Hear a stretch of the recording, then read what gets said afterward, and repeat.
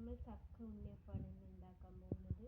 അതിനായി ആദ്യം പച്ചരി 4 മണിക്കൂർ കുതിർത്ത് കഴുകിയെടുത്തതാണിത്.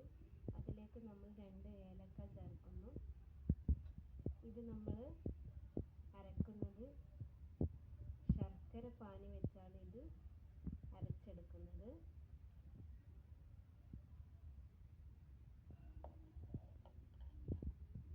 ആദ്യം ശർക്കര പാനി വെച്ച് ഇത് അരച്ചെടുക്കും.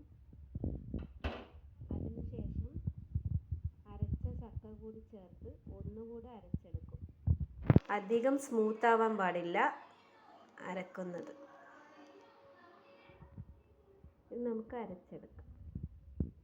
ഇതാണ് നമ്മളെ ഉണ്ണിയപ്പം മാവിൻ്റെ കൺസിസ്റ്റൻസി. ഇനി നമുക്ക് ഉണ്ണിയപ്പം